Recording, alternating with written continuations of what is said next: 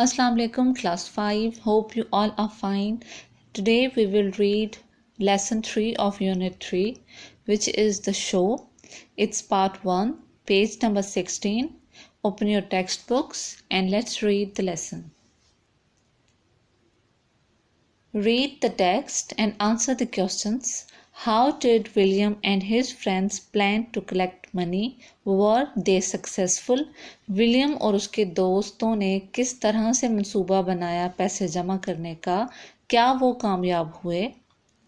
William and his best friend Henry, who was 12, were members of the Society of Outlaws, a schoolboy gang. William और उसका बेहतरीन दोस्त Henry, जो कि सिर्फ 12 साल का था, दोनों मेंबर्स थे सोसाइटी ऑफ आउटलॉज के, जो कि एक स्कूल के लड़कों का गैंग था. आउटलॉज मीन्स सच स्टूडेंट्स और such people who don't follow rules.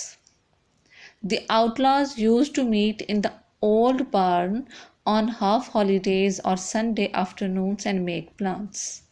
ये सभी मेंबर्स एक दूसरे के साथ मिलते थे एक पुराने गोदाम में आधी छुट्टी वाले दिन या फिर संडे की दोपहर को और मंसूबे बनाते थे. Let's buy some bows and arrows suggested William. चलो खरीदते हैं कुछ तीर और कमान, विलियम ने सजेस्ट किया. Then we can go out and shoot things like birds and chickens just like real outlaws. फिर हम बाहर जाएंगे और शिकार करेंगे कुछ परिंदों और मुर्गियों का, बिल्कुल रियल आउटलाज की तरह. Where are we going to get these bows and arrows? asked Henry. हमें ये तीर और कमान कहाँ मिलेंगे? हेनरी ने पूछा. We haven't got enough money to buy them. They are too expensive for us. हमारे पास ज़्यादा पैसे नहीं हैं इन्हें ख़रीदने के, ये बहुत महंगे हैं. Then we need to collect some more money, said William, who usually had bright ideas.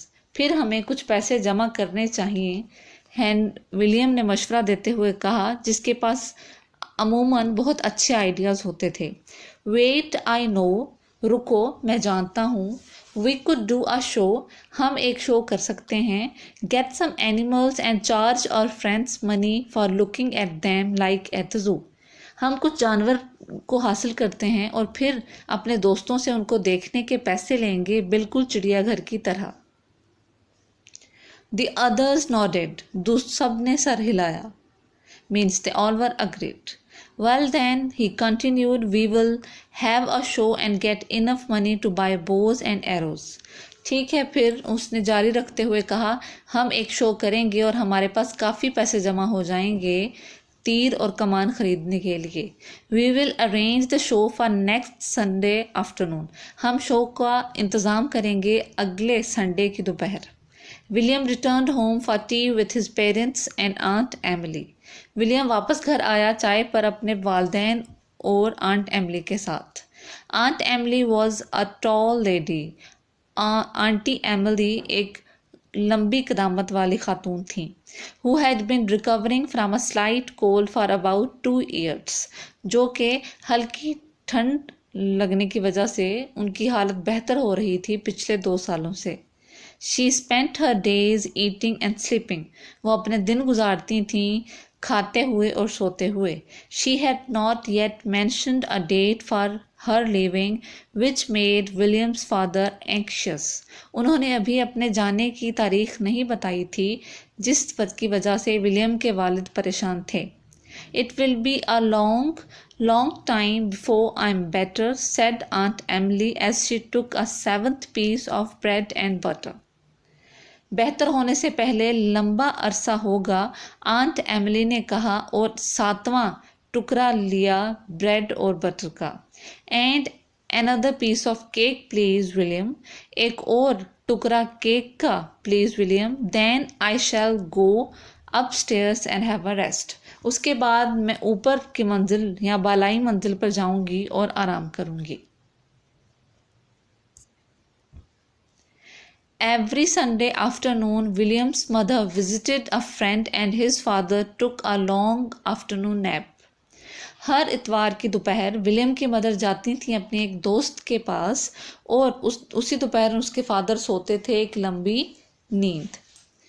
Nap actually means short sleep, but here is a long afternoon nap. That is why काफ़ी देर तक सोते थे उनके फादर.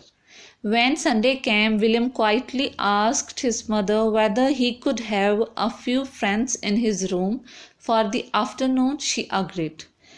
जैसे ही Sunday आया, William ने खामोशी से अपनी वालदा से इजाज़त ली कि क्या वो अपने कुछ दोस्तों को अपने कमरे में बुला सकता है इस दोपहर, और उसकी वालदा राज़ी हो गईं. The outlaws had prepared all the exhibits for the show, and by 2:30 all was ready.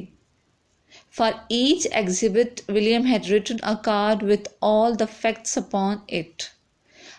अब सभी मेंबर्स ने मिलकर सभी अशिया को तैयार कर दिया था शो के लिए, और 2:30 दोपहर को हर चीज़ तैयार हो चुकी थी. और हर एक चीज़ के लिए विलियम ने एक कार्ड लिखा था जिस पर उन चीज़ों के बारे में फैक्ट्स लिखे थे. There was a large white rat painted in blue and pink stripes. वहाँ पर एक बड़ा सफ़ेद चूहा था जिसको रंगा गया था नीले और गुलाबी धारियों में या लकीरों में. There was a cat shut into a cat basket which it was scratching angrily with its claws. वहाँ पर एक बिल्ली थी जिसको बंद किया गया था बिल्ली की टोकरी में, और वो गुस्से से अपने पंजों से उस टोकरी को खरोच रही थी या खरोच रही थी. There was a tall giant, और वहाँ पर एक बड़ा देव भी था. One outlaw on the back of another, their large combined body wrapped in a large sheet. एक आउटला एक बच्चे के पीछे दूसरे बच्चे को खड़ा करके उनकी बॉडीज को लपेटा गया था एक बड़ी सी शीट में. There was a black fox fur which had belonged to William's grandmother. It was laid on the floor as though it was asleep. वहाँ पर एक स्याह भेड़िए की खाल थी जो कि विलियम की ग्रैंड मदर की थी, और उसको ज़मीन पर इस तरह से रखा गया था कि जैसे वो फॉक्स सो रहा है. There was Henry's small pet dog. Henry had painted it blue. और हेनरी का एक छोटा पालतू कुत्ता भी था जिसको हेनरी ने नीले रंग में रंग लिया था. William was the showman. He had dressed in a red dressing gown of his father and had made himself a small red moustache from the edges of an old rug. William अब ये सब चीज़ें दिखाने वाला showman था. उसने खुद को एक सुर्ख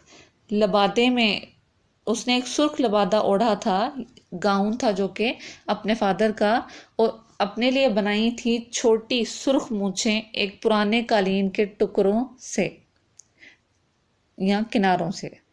The children climbed onto the garden wall, crawled along it, climbed through the window of William's bedroom and paid their entrance fees. अब सभी बच्चे बागीचे की दीवार पर चढ़े और रेंगते हुए खिड़की पे चढ़ते हुए विलियम के कमरे बेडरूम में पहुंचे और अपने दाखिले की फीस जमा कराई एंटर होने की. Now on page number 17. When they were all seated, William proudly presented the exhibits one by one. जब सब लोग बैठ गए तो विलियम ने फख्र से एक एक चीज़ दिखाई शो की. This is the only blue and pink rat in the whole wide world. ये सिर्फ और सिर्फ एक वाहिद नीला और गुलाबी चूहा है इस पूरी दुनिया में. It lives in China and was brought over especially for the show. ये चाइना में रहता है और उसको ख़ास तौर पर इस शो के लिए यहाँ लाया गया है. And this is a wild cat, holding up the basket with the cat in it, which was hissing and spitting. Look at this wild cat, the fiercest cat in the whole country. ये है जंगली बिल्ली. बिल्ली की टोकरी को हाथ में थामते हुए विलियम ने कहा, और वो बिल्ली उस वक्त गुस्से से गुर्रा रही थी. ये देखो, ये है जंगली बिल्ली, इस मुल्क की सबसे जारहाना या गुस्सीली बिल्ली. After William had introduced all the exhibits, a large deep roar started coming from the next room. जैसे ही विलियम ने सभी अशिया का तारुफ करवा दिया, उसी वक्त एक बहुत बड़ी धाड़ की आवाज़ सुनाई देना शुरू हो गई साथ वाले कमरे में से ही। It sounded like a mighty wind with some low deep thunder. ऐसे लग रहा था जैसे बहुत ज़्यादा हवा चल रही है, कभी आहिस्ता और कभी ऊंचे तूफान के साथ। Aunt Emily was having her afternoon sleep and was snoring. Aunt Emily अपनी दोपहर की नींद ले रही थी और खर्राटे भी ले रही थी। As the audience seemed very interested in Aunt Emily's snoring, William had another bright idea. जैसे कि सभी हाजरीन बहुत दिलचस्पी ले रहे थे आंट एमिली की खराटों में, तो विलियम को एक और बहुत अच्छा आइडिया आया या सूझा। If they are listening they should be paying. अगर ये सुन रहे हैं तो इनको पैसे देने चाहिए। But why just listen? Maybe they could pay extra in order to visit the snorer next door. पर वो सिर्फ सुने ही क्यों? हो सकता है कि वो खराटे लेने वाले को विजिट करते वक्त ज़्यादा पैसे दें। William went quietly into Aunt Emily's bedroom. On the bedside table, he saw her comb, a hairpiece that she usually tied into her own hair, and a glass containing her false teeth. William खामोशी से aunt Emily के bedroom में गया और उसने bed के side table पे देखा कि वहाँ पर उनकी कंघी, उनके बालों में लगाने वाला जूड़ा और साथ में उनके एक गिलास में उनके नकली दांत पड़े थे। William came back and quickly wrote notices for these objects. William वापस आया और उसने फौरन उन तहरीरी नोटिस लिख लिए उन सब चीज़ों के बारे में। The wild women's hair piece, जंगली औरत का जूड़ा, and the wild woman's teeth, और जंगली औरत के दांत।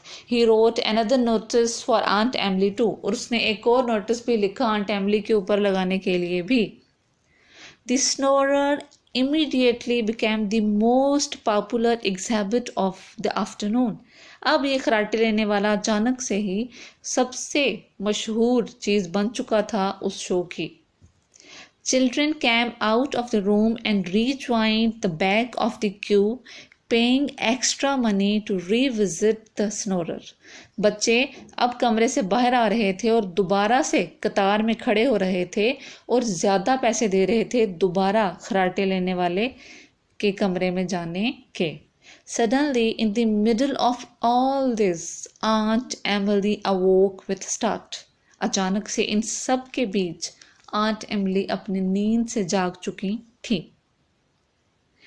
That's the end of lesson 3, the show part 1. Inshallah, in next class we will read part 2 of the same story. Allah Hafiz.